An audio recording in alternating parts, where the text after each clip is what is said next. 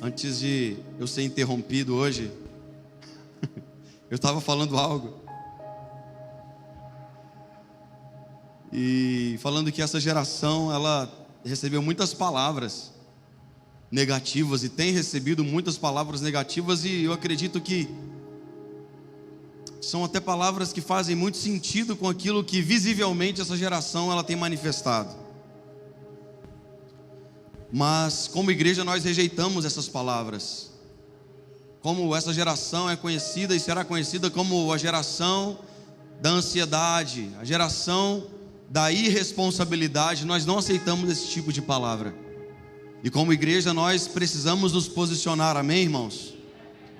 Precisamos nos posicionar contra essas palavras, esses decretos que vêm das trevas. Aqui não, Satanás, em nome de Jesus, em nome de Jesus. Então nós oramos ao Senhor por uma igreja como de fato ela é, uma igreja cheia do fogo do Espírito, uma igreja que mergulha no profundo, uma igreja que não é indiferente com a presença do Senhor, uma igreja que é sensível à presença de Jesus, amém?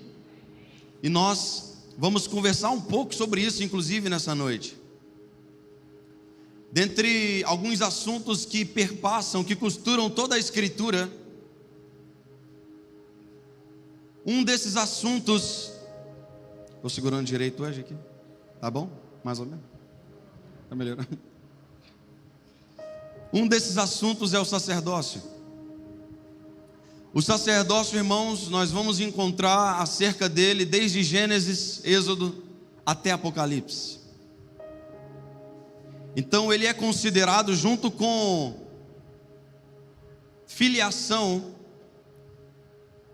assuntos que são como linhas de ouro que costuram a Escritura e toda a história. Então filiação e sacerdócio são considerados assuntos que são linhas de ouro que costuram toda a Escritura e toda a história, porque são essas duas coisas que o Senhor ele sempre busca e deseja revelar. Pode até baixar um pouquinho, se estiver dando microfone aqui, pode baixar. E nós vamos falar hoje, vamos focar no assunto sacerdócio. Esse assunto não é um assunto novo para nós. Vira e mexe, nós falamos sobre isso aqui. O AP fala, o Rafa, os pastores, os ministros da casa falam sobre esse assunto.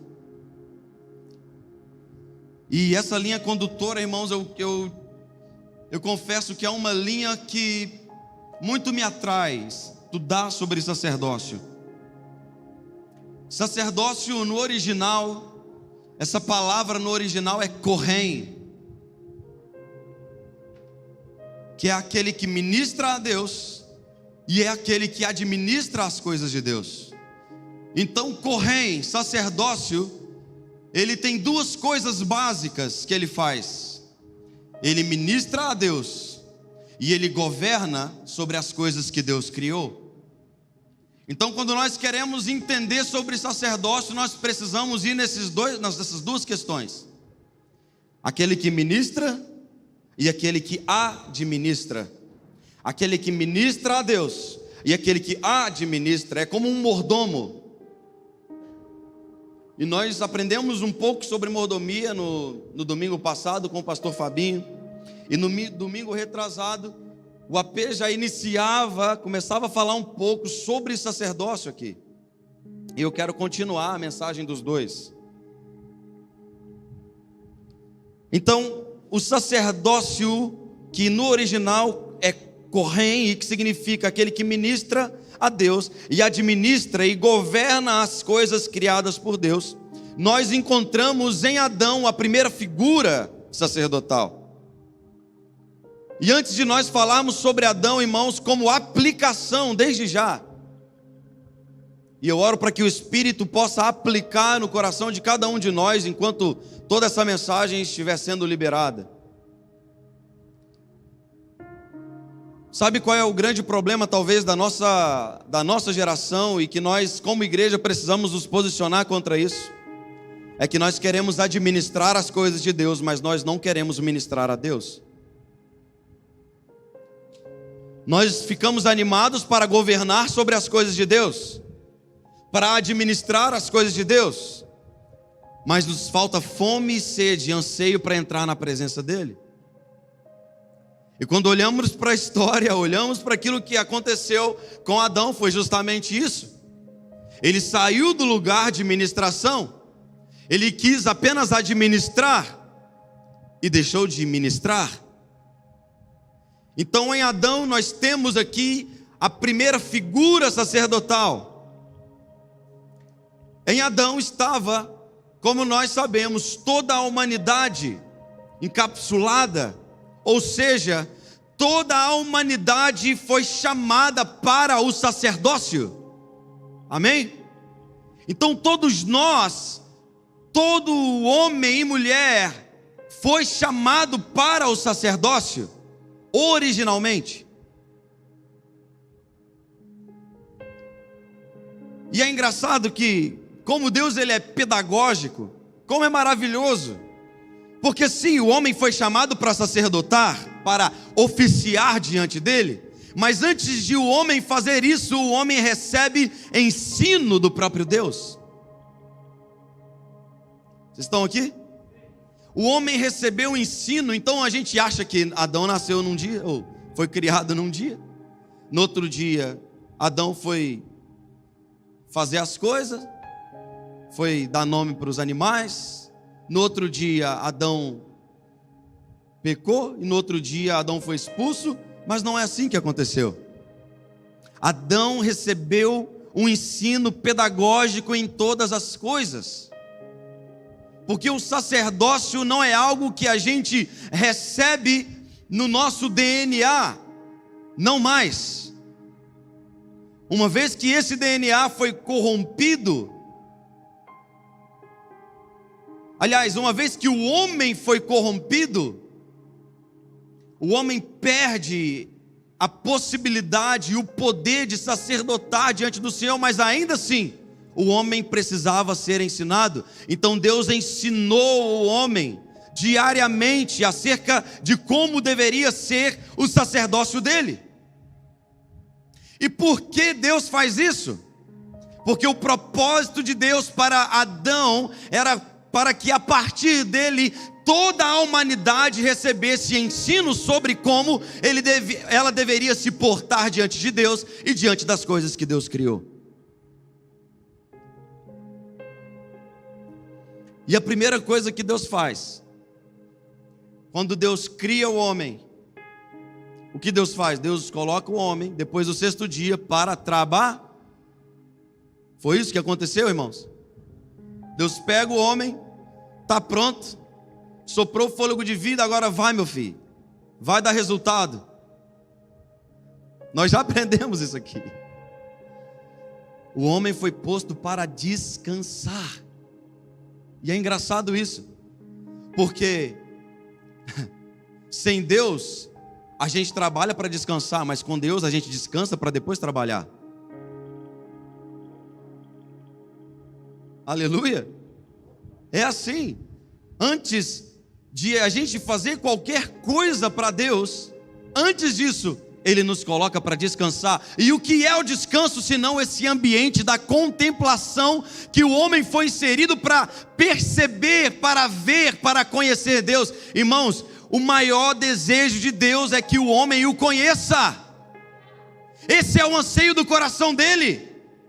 O maior desejo de Deus não é que o homem faça coisas para ele. Deus não precisa disso. Não foi assim que o pastor Fabinho nos ensinou semana passada?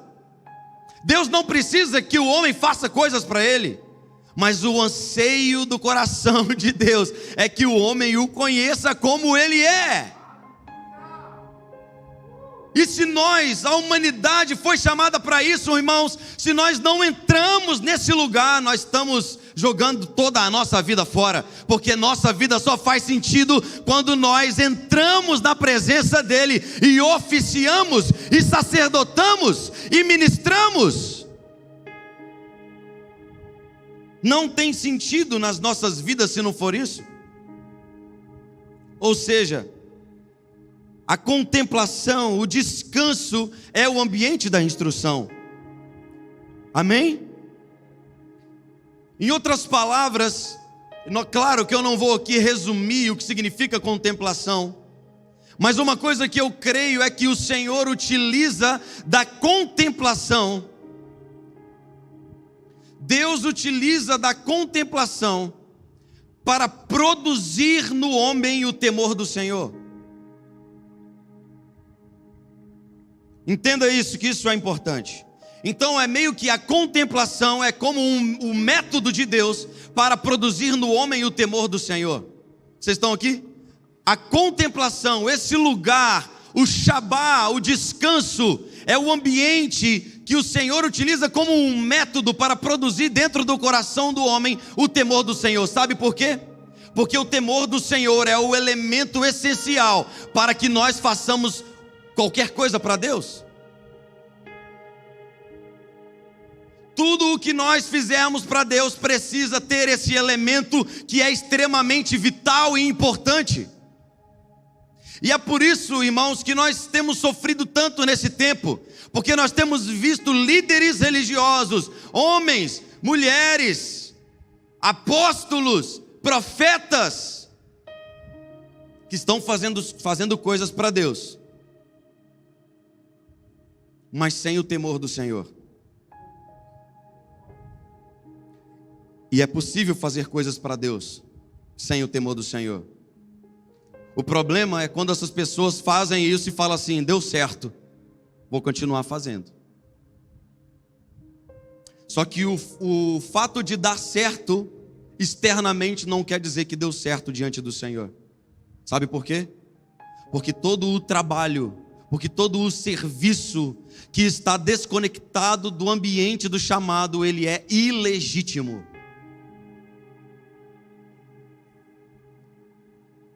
O que legitima o meu e o seu serviço para o Senhor não é se nós somos bons tocadores, não é se nós somos bons cantores, bons pregadores, é se nós temos a presença do Senhor aqui dentro. Sabe de uma coisa, irmãos? A pergunta que nós precisamos fazer nesse tempo não é o quanto de coisa nós temos feito para Deus, mas é o quanto de Deus que tem nas coisas que nós temos feito para Ele.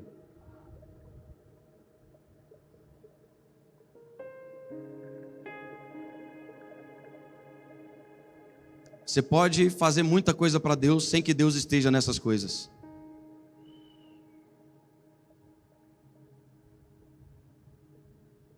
Isso é terrível, irmãos. Porque a religião nos ensina que dá certo assim mesmo, que está tudo certo. Como o pastor Fabinho falou semana passada, me permita citar em alguns momentos, pastor, sua mensagem. Existe um padrão, e não é do meu jeito, não é do seu jeito, irmão. E se existe um padrão, qual é o ambiente, qual é o lugar onde nós vamos receber este padrão? Na presença, no lugar do chamado. E esse lugar, irmãos, é o lugar onde um dia Adão deixou, a ponto de Deus ter que chamar Adão. Por que Deus tem que chamar Adão, irmãos? Porque Adão não está mais no lugar do chamado. Então ele chama Adão: Adão, onde você está? O Senhor tem te chamado nesses dias, irmãos. O Senhor tem chamado você nesses dias. Cuidado, porque se o Senhor tem insistido em chamar você, talvez seja porque você saiu do lugar de onde você não deveria ter saído. Volte, e volte depressa para esse lugar.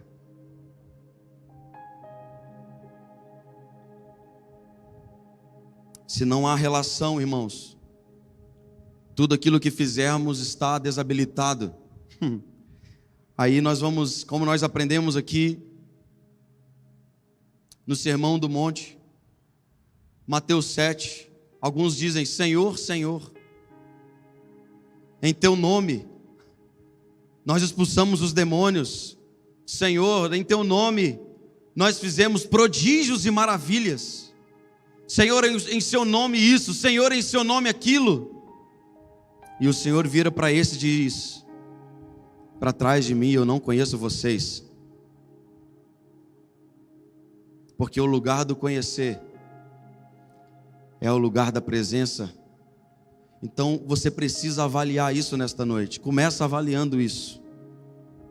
Começa avaliando isso no seu interior, no seu coração. Se porventura aquilo que você tem feito, você tem feito de maneira automática. E nós vamos ouvir um pouco sobre essa questão ritualística. Se você tem feito as coisas de maneira automática, cuidado. Quebre o ciclo do automático. Quebre o ciclo do ritualismo. Quebre o ciclo hoje. Seja intencional em cada ação. Seja efetivo em cada ação que você tomar. Para cada canto que você vá. Para cada palavra que você disser. Para cada mesa que você se assentar. Seja intencional. Quebra o ciclo do automático nesta noite, em nome de Jesus.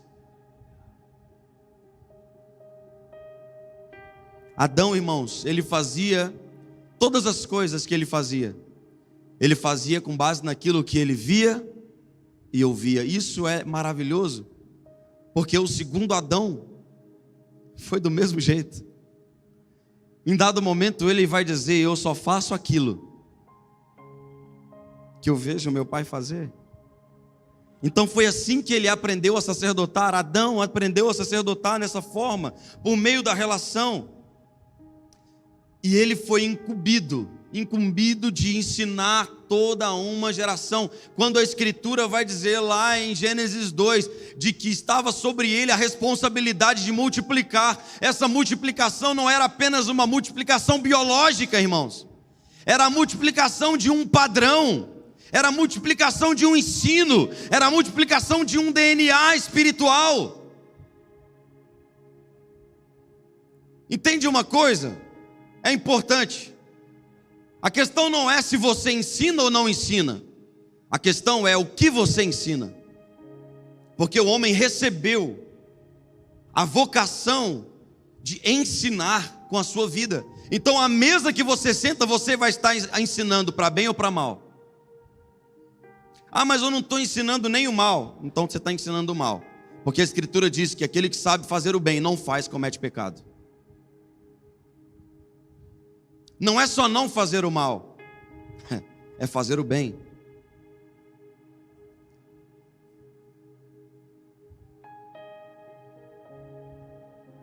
O homem é agente transmissor de cultura.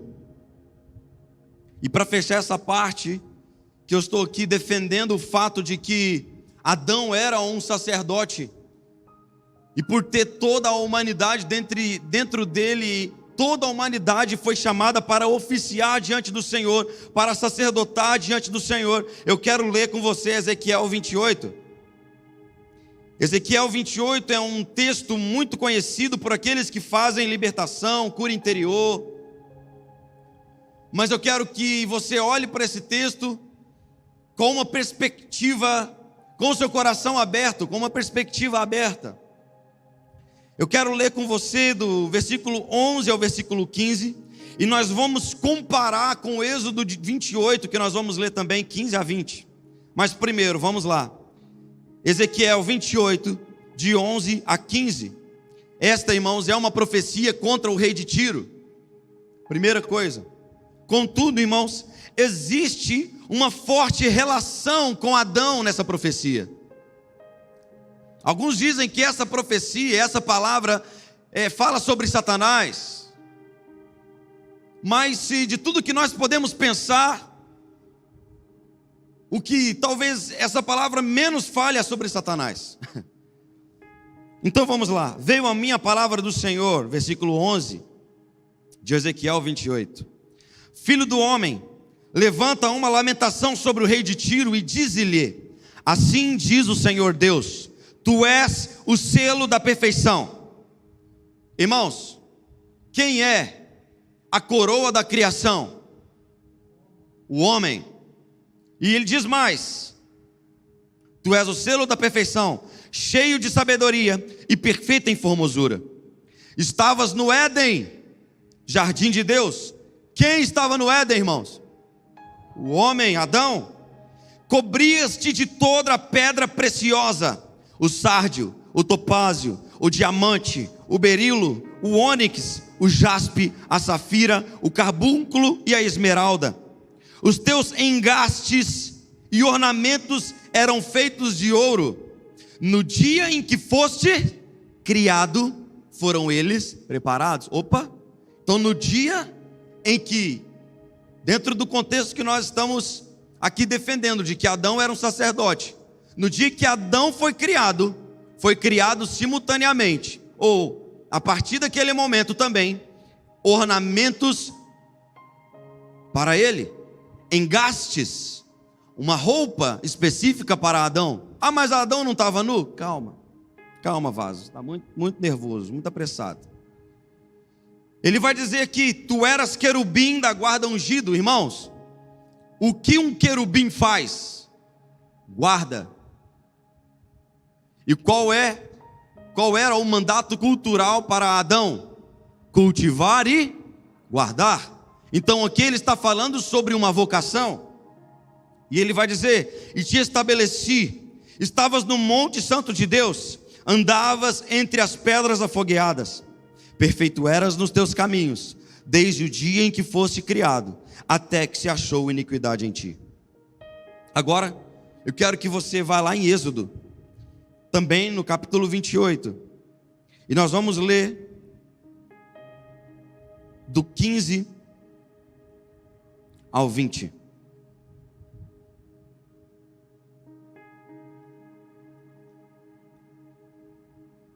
Êxodo 28, do 15 ao 20.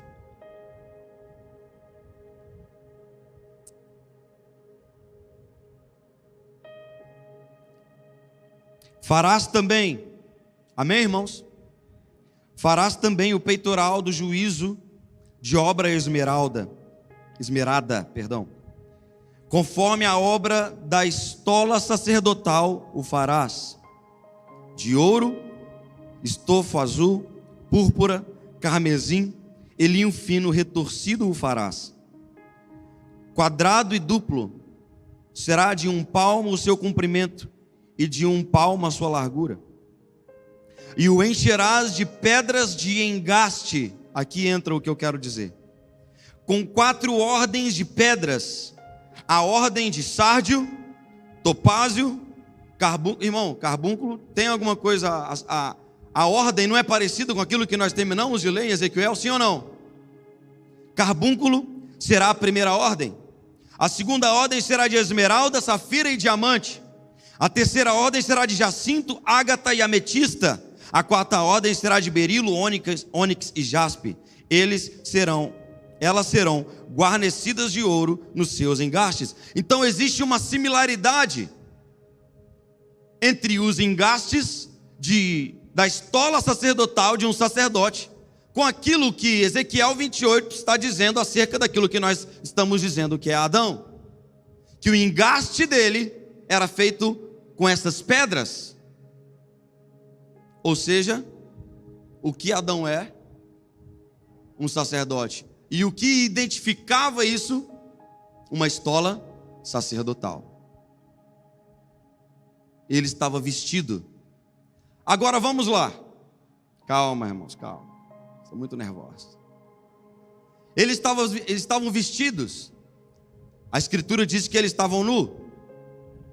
A Escritura vai falar que após a queda, em Gênesis 3, no versículo 7, os olhos deles foram abertos e eles perceberam que estavam...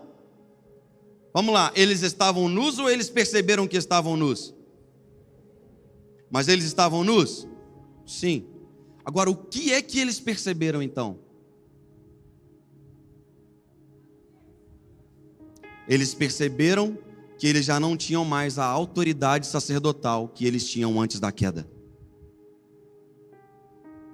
Porque o que simbolizava isso era esse simbolismo da estola sacerdotal. Não é que eles estavam vestidos, é que eles tinham uma autoridade que eles podiam representar um sacerdócio, que inclusive era algo que o próprio Deus queria colocar dentro do homem para revelar um plano que era superior, mas que por causa da queda não pôde ser dessa forma. Uma coisa, irmãos, que Adão e Eva fazem a partir do momento em que eles pecam, eles se escondem. Quando eles percebem que eles já não têm mais aquela autoridade que eles tinham, quando eles percebem a burrada que eles haviam feito, eles se escondem. E eles começam então a fazer uma roupa com folhas de figueira para tapar a sua nudez. E sabe o que isso significa? Religiosidade. Eles estavam parindo o primeiro filho deles. Religiosidade. Esse foi o primeiro filho que Adão e Eva pariu.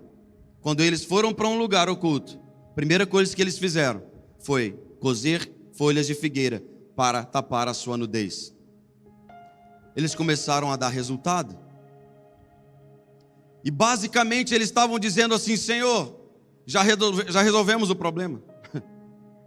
Já tapamos a nossa nudez. Já está tudo certo. Fique tranquilo. Por que eles não foram para a presença do Senhor? Para aquele lugar que eles conheciam e falam: Senhor, perdoa-nos, nós erramos. Talvez seria tudo muito diferente. Mas enfim, meus irmãos, a religiosidade não é quando nós nos escondemos de Deus, porque de Deus ninguém consegue se esconder. Religiosidade é quando nós nos escondemos do outro. Vocês estão aqui, irmãos? Eles estavam ali tentando esconder a nudez uns dos outros, um do outro. Cuidado, porque se por acaso você tem impedido que o outro veja a sua nudez, talvez você esteja parindo um filho chamado religiosidade.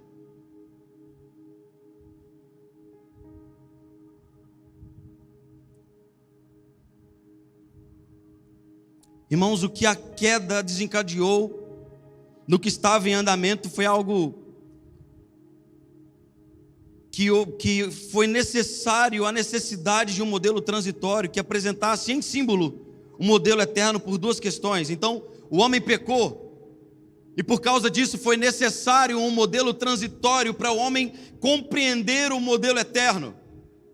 Isso por causa da queda, por duas questões. A primeira, a consciência humana corrompida não seria capaz de compreender o que seria revelado pela relação, como era antes da queda. E segundo, Deus não depositaria tamanho entendimento em uma mente corrompida. Por isso, um modelo transitório.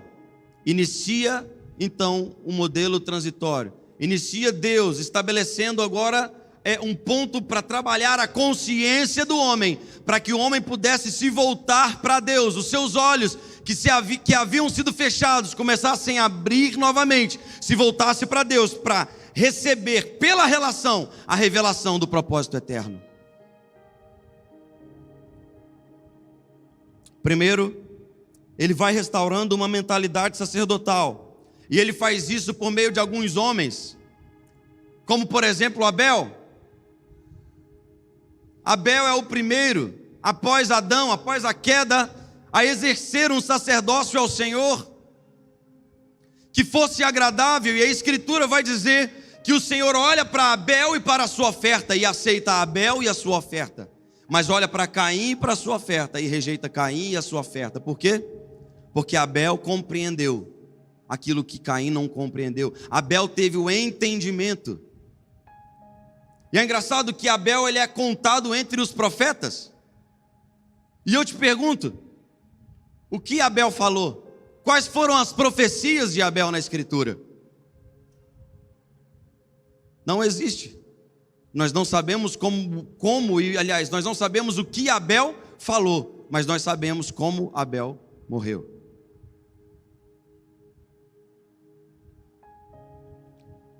O segundo foi Enos, que a partir dele então a Escritura vai dizer que o nome do Senhor começou a ser invocado na terra. E Enos significa humano. Então os homens começaram novamente a invocar o nome do Senhor. Presta atenção, o que Deus está fazendo? Deus está restaurando uma mentalidade sacerdotal, utilizando a princípio homens e trabalhando nesses homens uma consciência. Depois disso foi Noé, e Noé é maravilhosa a história desse homem. Noé recebeu um símbolo daquilo que seria uma estrutura redentiva de Deus. Uma arca que salvou a toda a sua casa e garantiu a posteridade da humanidade. A partir disso, então, Abraão, e a história de Abraão todos aqui conhecem, nós não vamos nos ater a Abraão, nós vamos falar sobre 2 homens daqui a pouco, mas esses eu só estou contando a história cronológica até chegar nesses homens. Abraão, irmãos, ele ouviu uma vez o Senhor: sai da sua terra, da sua parentela, para uma terra que eu te mostrarei. Abençoarei os que te abençoarem, amaldiçoarei aqueles que te amaldiçoarem, e em ti farei benditas todas as famílias da terra. Por meio desse sacerdócio que ele estava restaurando em Abraão, desta mentalidade, eu acredito inclusive que quando Hebreus diz que Abraão, ele viu a cidade edificada, cujo o construtor e o arquiteto é o próprio Deus, eu acredito que ele tenha visto isso no momento em que ele se encontra com um sacerdote chamado Melquisedeque e rei. Eu acredito que naquele momento Abraão tenha tido o vislumbre, ele tenha tido a revelação dada por Melquisedeque. Mas essa é só uma brisa minha, só uma viagem minha. Porque Abraão foi visitado outras vezes pelo Senhor, e a gente já viu isso aqui também. Chegamos em Moisés. E em Moisés, então, existe uma estrutura, um modelo transitório, temporário, é revelado, chamado de tabernáculo. E esse modelo, irmãos, era um chamamento àquele lugar, por meio de símbolos, era um chamamento àquele lugar de onde o homem saiu um dia. Vocês estão aqui? E eu queria ler com vocês Êxodo 19, está aí pertinho de Êxodo 28, onde a gente estava.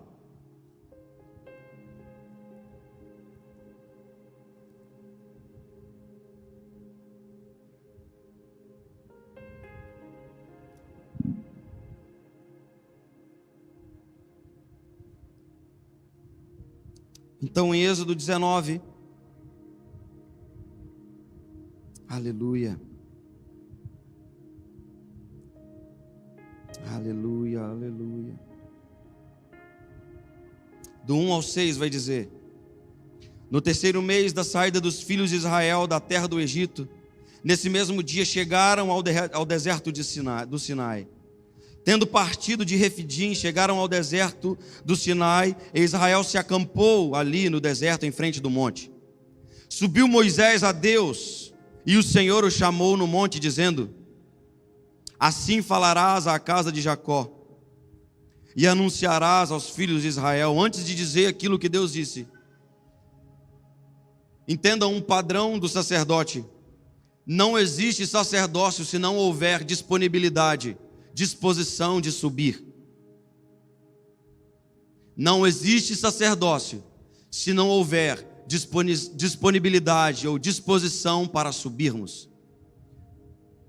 Algo interessante que esse texto nos mostra não foi que Deus não chamou Moisés e Moisés subiu. Não é assim que o texto está dizendo. O texto está dizendo que Moisés então subiu e Deus o chamou. Ou seja, havia no coração desse homem um desejo e um anseio por ouvir a voz de Deus, um desejo e um anseio pela presença do Senhor. E ele vai dizer: vistes o que fiz aos egípcios, como vos levei sobre asas de águias e vos trouxe a mim.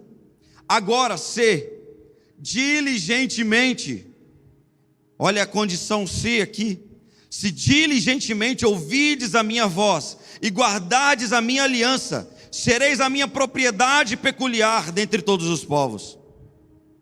Embora toda a terra seja minha, vós me sereis reino sacerdotal e nação santa. São estas as palavras que falarás aos filhos de Israel. Então olha isso, irmãos, no verso 5, a Escritura está dizendo aqui uma condição para o povo: se diligentemente ouvirdes e guardardes a minha aliança. Diligentemente, ouvir e guardar é a mesma palavra no hebraico, que é chamar. Ok? A mesma palavra, chamar, no hebraico, que significa ouvir com extrema atenção e obediência. Então, quando Deus nos chama, Ele não está querendo que a gente simplesmente ouça a sua voz e fique por isso mesmo. Quando Deus está nos chamando, irmãos, Ele está propondo, está nos chamando a um lugar de obediência. Se diligentemente ouvir e guardar a minha aliança, então vocês serão para mim propriedade peculiar, nação sacerdotal, um reino sacerdotal. E todos nós sabemos o que aconteceu. Todos nós temos noção do que aconteceu com este povo. Tem um texto em Isaías, no capítulo 29, versículo 13, que vai dizer que este povo se aproxima de mim com a sua boca e me honra com os seus lábios, mas o seu coração está distante de mim. E tem um detalhe nesse texto, eu queria que você abrisse aí junto comigo Isaías. Isaías 29.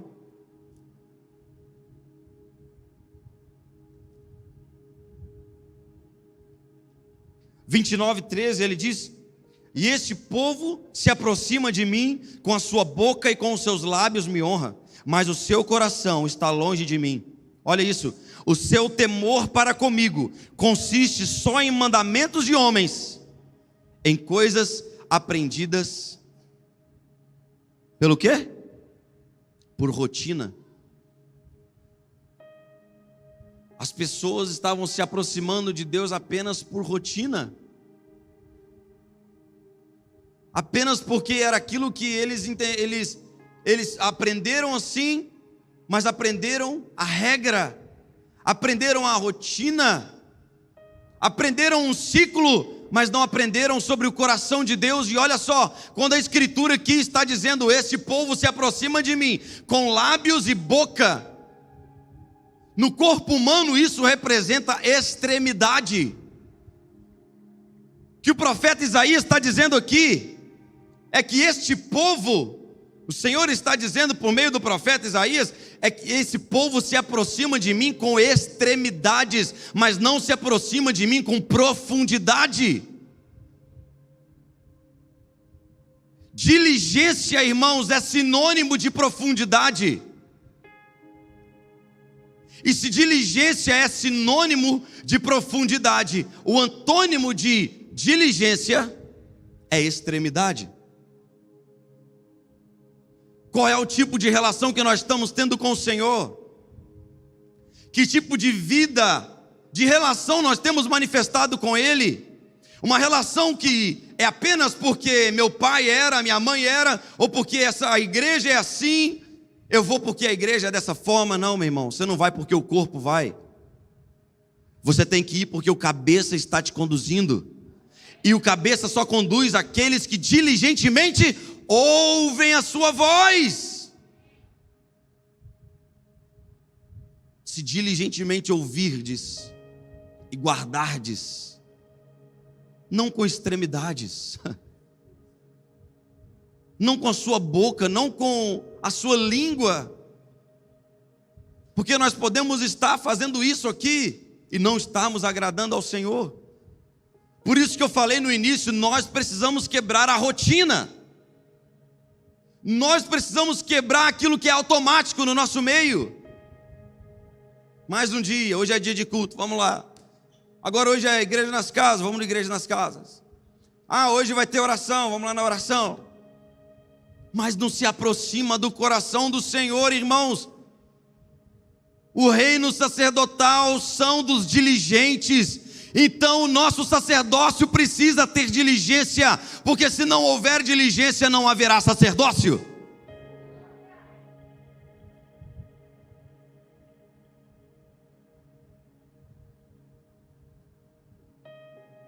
Agora, irmãos, há sempre remanescentes, né, Rafa?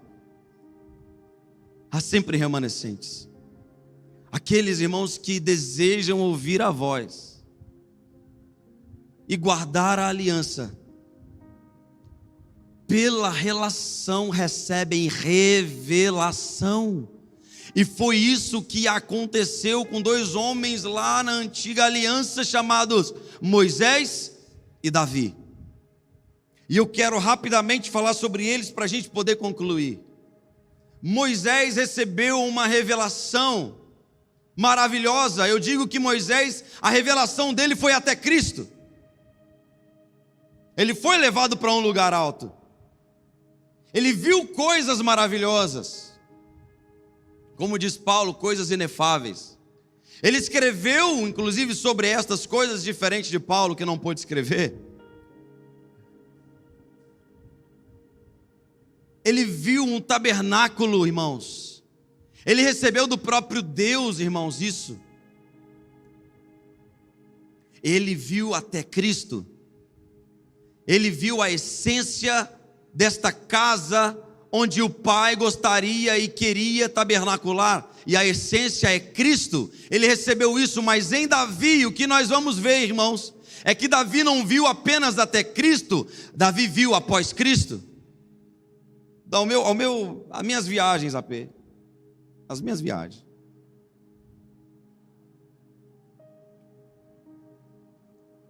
E também encorajado pelo profeta Rafa, pelas vezes que ele já pregou sobre o homem anacrônico, o homem que sobe, essas coisas todas. Eu acredito que quando esses homens foram abduzidos, foram levados para esse lugar alto, no tempo cronológico diferente, eles se encontraram na mesma hora, no mesmo momento, no mesmo lugar, em perspectivas diferentes na eternidade. Diante do trono de Deus, porque é muito similar aquilo que eles falaram, é processual e progressivo, parece que eles conversaram, eles mandaram uma carta um para o outro, e é basicamente o que aconteceu. A revelação ela foi sendo aumentada. Então, se Moisés viu o tabernáculo até Cristo, com sacrifícios diários, Davi viu. Quando ele subiu para esse grande lugar, esse maravilhoso lugar, ele viu um funcionamento sacerdotal acontecendo, mas ele não viu muitos sacrifícios. Na verdade, ele viu um cordeiro assentado no trono. É assim que eu penso. E por que eu digo isso? Porque quando ele fala sobre o sacerdócio e ele instrui sobre o sacerdócio, sobre a tenda, que a gente vai ver sobre ela, ele diz sobre apenas um sacrifício que inaugurava o serviço que durou 40 anos diante da arca do Senhor, 24/7. Isso é maravilhoso. O que ele estava fazendo era prenunciando aquilo que haveria de ser por meio de Cristo. Ele viu isso, ele viu os 4 seres viventes, ele viu os 24 anciãos, ele viu os céus, ele viu o funcionamento, ele viu homens de todos os povos, tribos, línguas e nações cantando diante do Senhor, ele viu. E é por isso que a arca estava ali, Gibeão estava funcionando lá com o sacrifício, não tinha arca lá, a arca estava aqui na tendinha que Davi colocou do lado de casa, uma tenda simples, colocou ali, você aqui que ela vai ficar, perto de mim, perto de casa. Eu quero ficar nesse lugar, eu quero habitar nesse lugar, eu quero desfrutar deste lugar. Vai pegando, irmãos, porque esse é o tipo de sacerdócio que o Senhor espera de nós nesse tempo. Um sacerdócio que habita nesse lugar, na presença.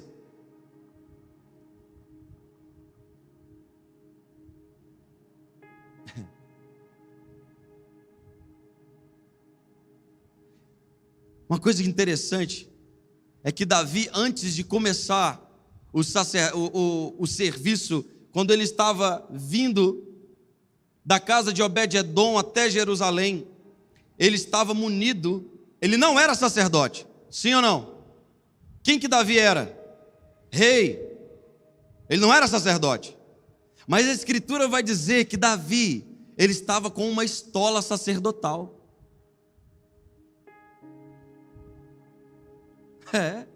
Ele estava com uma estola sacerdotal, munido de uma estola sacerdotal. E o que ele estava fazendo, irmãos? Oficiando, sacerdotando. E a maneira como ele entendeu pelo Senhor que a arca deveria ser levada até lá, ele dava 6 passos e sacrificava. Ele não dava 7 passos e sacrificava. Ele dava 6 passos e sacrificava. Sabe por quê? Porque esse sacerdócio ainda era um sacerdócio incompleto. Sabe por quê? O 7º passo era Cristo Jesus. E dado o 7º passo, de uma vez por todas, não era mais necessário sacrifício. Como Hebreus vai dizer, um sacrifício. E esse sacrifício é eterno. Vocês estão aqui, irmãos? Aleluia. A gente vê, irmãos, que toda essa sombra, isso é maravilhoso. A sombra deixou de ser. E Cristo, em seu corpo e por meio da obra dele, cumpriu aquilo que a Escritura estava dizendo. Toda a sombra, aquilo que a lei dizia, aquilo que os profetas anunciavam, convergiram em Cristo. E Cristo inaugurou um novo e vivo caminho para mim, para você, para todos nós. Ele inaugurou. Hoje eu e você podemos acessar esse lugar, a chegarmos confiadamente diante do trono da graça, encorajados. Não precisamos mais ficar com medo se vamos morrer ou se não vamos morrer. Nós podemos chegar confiadamente ao trono da graça. E quem inaugurou isso para nós foi Jesus. Aquilo que era sombra um dia se manifestou, trazendo esperança ao homem. Ele liga novamente o homem a Deus. Por meio da sua obra, eu e você hoje podemos chegar nesse lugar, podemos entrar na presença dele, irmãos. Não entrar na presença dele é burrice, é loucura.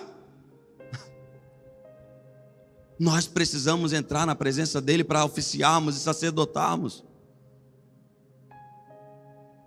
Ele vai dizer, lá em Hebreus 7, no 12, que mudando-se o sacerdócio, necessariamente se faz a mudança da lei. Cristo mudou o sacerdócio. E o que ele inaugurou? Ele inaugurou agora um sacerdócio que não era de sanguíneo. Ele inaugurou um sacerdócio que não era segundo uma ordem de Levi. Era uma ordem não sanguínea. Era uma ordem não levítica, não hereditária. Agora era uma ordem segundo a ordem de Melquisedeque. Ou seja, para todos aqueles que desejarem, ansiarem por essa presença e terem Jesus no seu coração, podem entrar, porque ele ressignificou o nosso sacerdócio. Ele trouxe um novo sacerdócio para nós oficiarmos e entrarmos na presença dele. Ele basicamente, irmãos, cumpriu a profecia de Amós 9, que os apóstolos de Jesus estavam com dificuldade de identificar. E aqui eu quero finalizar. O concílio de Jerusalém, que foi pelo que estava acontecendo em Antioquia, pelo movimento de Deus que estava acontecendo ali. Eles se reúnem, eles começam a discutir sobre o que estava acontecendo lá. E nós vamos ver que houve muita coisa, muita gente falou até chegar aqui. E estava um impasse até chegar em Atos 15, abre lá em Atos 15, por favor.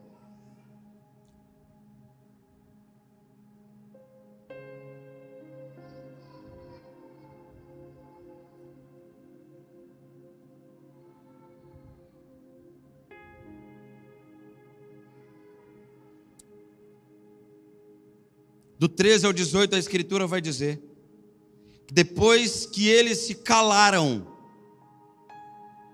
tomou Tiago a palavra e disse: irmãos, ouvi-me. Simão relatou como primeiramente Deus visitou os gentios para tomar dentre eles um povo para o seu nome. E com isto concordam as palavras dos profetas, como está escrito: depois disto voltarei e reedificarei o tabernáculo de Davi, que está caído, levantá-lo-ei das suas ruínas e tornarei a edificá-lo. Para quê? Para que o restante dos homens busque ao Senhor, sim, todos os gentios sobre os quais o meu nome é invocado, diz o Senhor que faz todas estas coisas, que são conhecidas desde toda a eternidade. Por causa da palavra de Tiago, houve uma mudança da forma como aqueles homens estavam vendo aquilo que estava acontecendo em Antioquia. Deus estava cumprindo aquilo que Amós falou. E aqui o profeta, aliás, o apóstolo Tiago não está, meus irmãos, citando Amós. Ele está interpretando Amós da mesma maneira que Pedro interpreta Joel.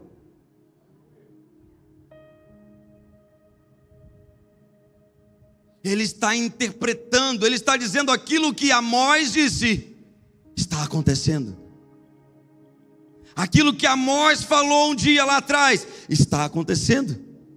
Ele está levantando e restaurando a tenda caída de Davi. E esta fala de Tiago, irmãos, como a gente viu, provocou a mudança. Inclusive depois disso, eles enviam homens para instruir os gentios. Estamos nós aqui.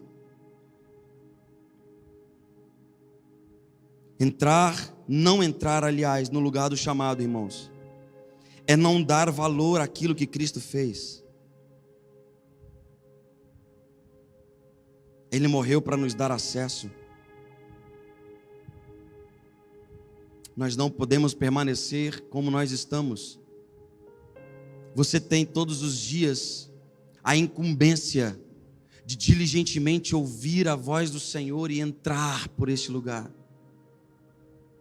E não somente entrar, meus irmãos, mas permanecer neste lugar. O que te impede de entrar, meu irmão? O que é que tem impedido você de acessar esse ambiente da presença? O que tem impedido você de permanecer neste lugar? Existe um novo e vivo caminho que nós podemos andar sobre ele por meio de Cristo. Nós podemos acessar esse lugar.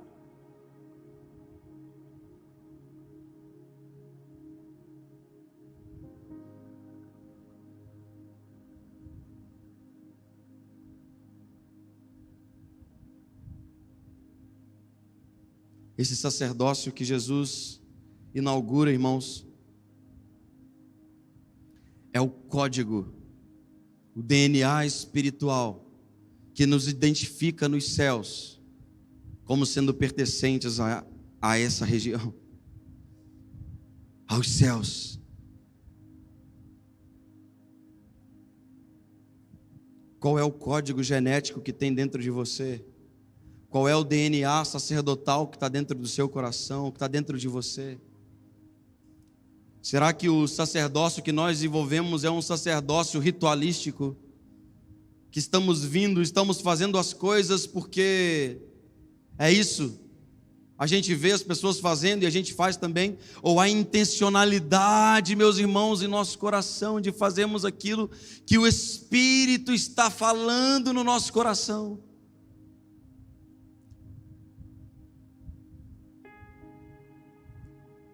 Que tipo de sacerdócio você tem vivido? Que tipo de sacerdócio nós estamos vivendo hoje?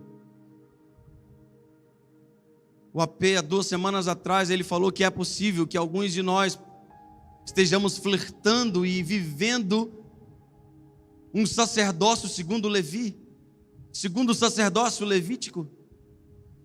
E estamos menosprezando toda a obra de Cristo e não vivendo segundo a ordem de Melquisedeque. Nós precisamos fazer essa avaliação hoje, irmãos.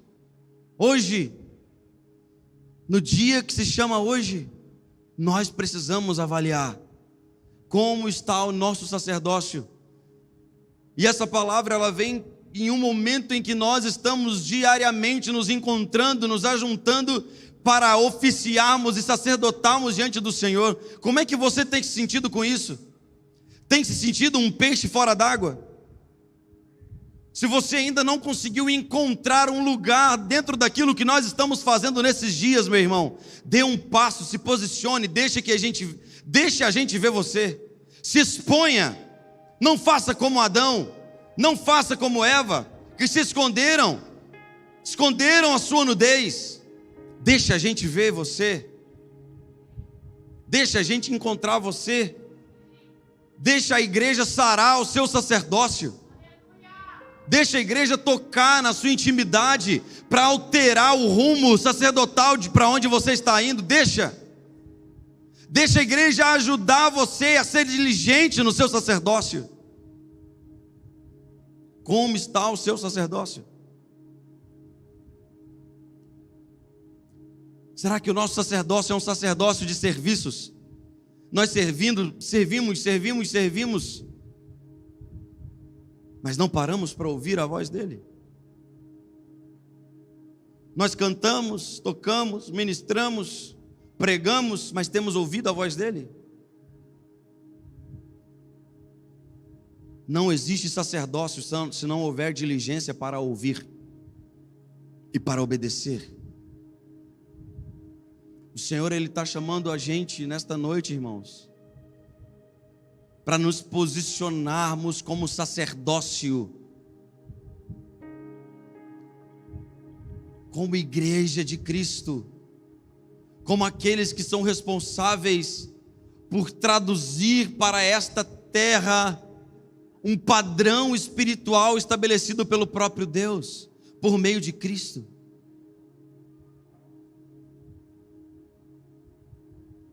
E eu quero chamar você para nós orarmos agora.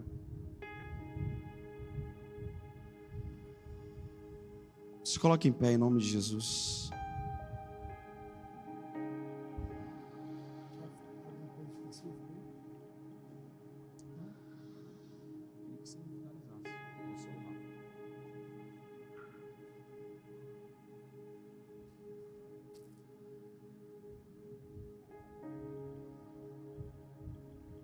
Nós precisamos orar, meus irmãos.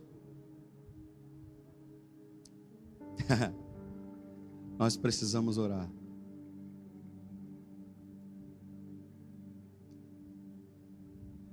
Eu não sei como você está se sentindo agora, mas eu sei que essa palavra tem me ferido durante todos esses dias. Eu quero chamar você nessa noite para nós sacerdotarmos, para nós oficiarmos. Essa canção, AP, foi muito oportuna para hoje, mais profundo. Vamos ministrar ela, vamos liberar ela. Enquanto isso, meus irmãos, eu quero que você faça uma análise do seu coração. E enquanto você vai analisando, e se você for encontrando alguma coisa no seu coração que destoa com o sacerdócio de Cristo, eu queria que você desse um passo aqui à frente. Talvez o que precisa para o fogo pegar em você seja apenas esse ajuste da sua consciência sacerdotal. Então quero que você ore. Quero que você entre no lugar da intimidade no seu coração agora, com diligência, ouvindo. Por isso que nós vamos aqui cooperar com a sua oração nesta hora. Encontre, se houver em você algum caminho mau, se houver em você alguma coisa que está desagradando o papai, que está desagradando Jesus, que está desagradando o sacerdócio, o padrão que ele estabeleceu por meio de Cristo, que foi anunciado por Moisés, por Davi, por homens que ele levantou durante a história, durante todo esse período bíblico, até chegar em Jesus Cristo. Se existe alguma coisa, irmão, que destoa do sacrifício de Jesus, que destoa no sacerdócio de Jesus, Se você vai encontrando isso, eu quero que você se posicione, que você venha aqui à frente. Talvez a forma como você crê, talvez a maneira como você tem crido, talvez as respostas que você tem dado não tem estado de acordo com o sacerdócio de Jesus Cristo. Talvez o seu trabalho, o lugar onde você está lá trabalhando, o seu ofício, a sua labuta tem sido corrompida por um falso sacerdócio. Você tem deixado facilmente o lugar do chamado. Você tem abandonado o lugar da devoção. Deus quer restaurar a sua devoção nesta noite. Ele quer restaurar a sua devoção nesta noite. Enquanto você vai sendo guiado pelo Espírito e vai encontrando no seu coração algo que destoa com o sacerdócio de Jesus, dê um passo aqui à frente em nome de Jesus para nós orarmos. Se exponha. Exponha a sua nudez nesta noite, sendo uma resposta aos céus, dizendo: eu não quero mais viver dessa forma. Eu não quero mais viver um sacerdócio falso como eu estou vivendo. Eu não quero viver uma vida de crente ritualística, que vem domingo a domingo, igreja nas casas, de repetição, apenas ritos. É apenas ritos. Eu não quero mais.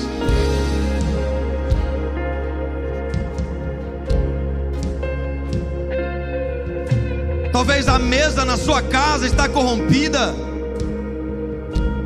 Como a P falou há 2 domingos atrás, às vezes o pão, às vezes o vinho.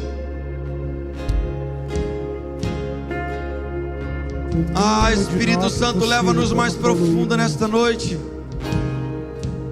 Leva-nos mais profundo para conhecermos o Teu coração, para conhecermos as profundezas com diligência. Restaura o nosso sacerdócio, como você tem feito durante todos esses milhares de anos, até chegar em Cristo. Nós queremos andar segundo o padrão sacerdotal estabelecido por Jesus Cristo. Ajuda-nos, Senhor, a dar uma resposta adequada a isso, meu Deus.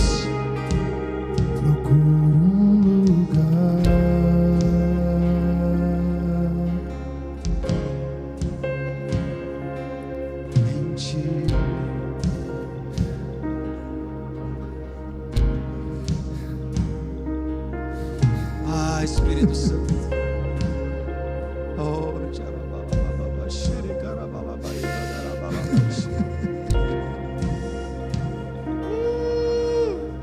Restaura o nosso sacerdócio.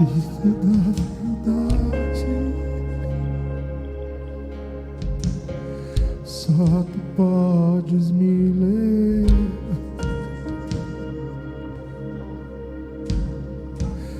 Concordas, meu amor?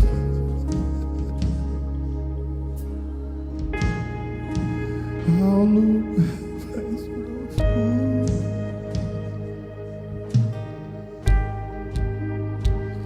então me leva mais profundo.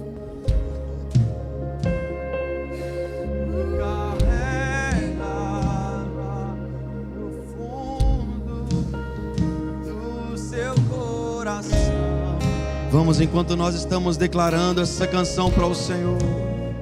Quero me prender,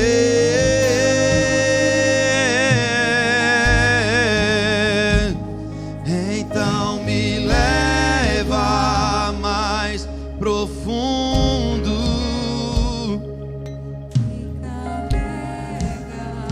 Enquanto nós cantamos esta canção, deixa o Espírito Santo te sondar. Deixa o Espírito Santo sondar o teu coração. Eu quero me prender,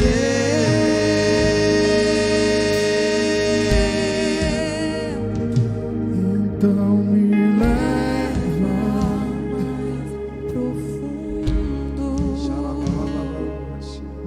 carrega lá pro fundo no teu coração.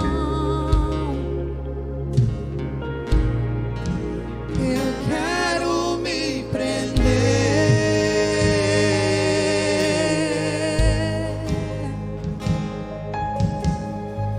O Espírito Santo de Deus está nesse lugar, meu irmão. Está nos conduzindo nesse ambiente a irmos mais profundo nele.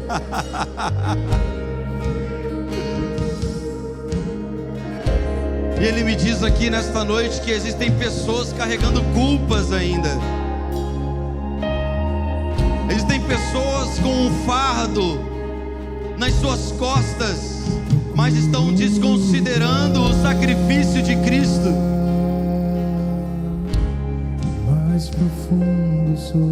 Esta noite é a noite em que o Espírito Santo está levando todo o fardo que está sobre as suas costas e colocando sobre você o fardo dele, que é suave e leve.